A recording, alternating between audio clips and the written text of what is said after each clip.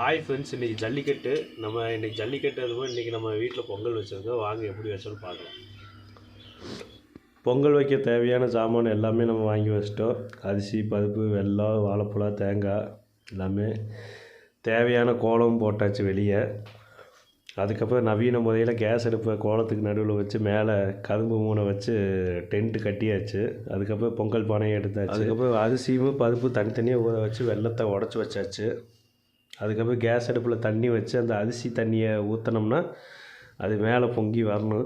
அது வரைக்கும் நம்ம வெயிட் பண்ணணும். அரிசி தண்ணி ஊற்றி கேஸை பற்ற வச்சிட்டோம். பொங்கல் பொங்கி வரதுக்காக வெயிட் பண்ணிகிட்ருக்கிறோம். மேலே வர ஆரம்பிச்சிருச்சு. கொஞ்ச நேரத்தில் பொங்கி கீழே ஒழுக ஆரம்பிச்சிது. அது பொங்க ஆரம்பிச்சிருச்சு. பொங்கி வந்ததுக்கப்புறம் இல்லை அரிசி, பருப்பு எல்லாம் போட்டு நம்ம பொங்கல் வைக்க ஸ்டார்ட் பண்ணலாம். அதிகமாக தண்ணி இருந்துச்சுன்னா கொஞ்சம் கம்மி பண்ணிக்கலாம், தப்பு இல்லை. பருப்பு போட ஆரம்பித்தாச்சு. நல்லா வேகிற வரைக்கும் வெயிட் பண்ணணும்.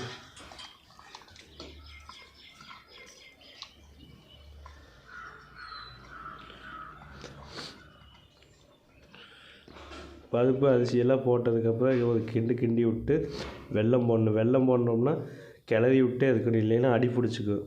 அடி பிடிச்சா ஸ்மெல்லு வர ஆரம்பிச்சது. அதனால கிண்டி விட்டே இருக்கணும். கிண்டி விட்டோம்னா நல்லா நம்மளுக்கு அந்த கலர் மாறும். வெல்லத்தோட கலருக்கு பொங்கல் மாறி வரும். இந்த கலரில் வந்ததுக்கப்புறம் ஒரு பாத்திரத்தில் வடச்சட்டியில் நெய் ஊற்றி முந்திரி, திராட்சை, ஏலக்காவெல்லாம் போட்டு தாளித்து பொங்கலில் கொட்டணும். இந்த பதத்துக்கு வர வரைக்கும் நம்ம நல்லா கிண்டி விட்டே இருக்கணும். நல்லா கெட்டியாக வந்ததுக்கப்புறம் கேஸை ஆஃப் பண்ணிவிட்டு அடுத்தது பக்கத்தில் இருக்கிற அடுப்பில் வேலையை ஸ்டார்ட் பண்ணலாம்.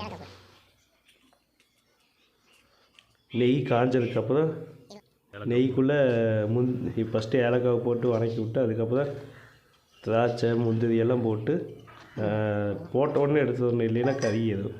போட்ட உடனே கேஸ் ஆஃப் பண்ணிவிட்டு ஒரு பெரட்டி விட்டு பொங்கலில் நம்ம செஞ்ச பொங்கலில் கொட்டி கிண்டி விட்டோம்னா பொங்கல் ரெடி.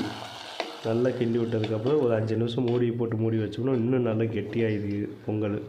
அதுக்கப்புறம் நம்ம சாமி கும்பிட்டு சாமிக்கு படையல் போட்டு வேலையை ஸ்டார்ட் பண்ணலாம், சாப்பிட்ற வேலையை. நீங்களும் செஞ்சு பாருங்கள், பொங்கல் எப்படி இருக்குன்னு பாருங்கள். இதுதான் நம்ம வீட்டு பொங்கல்.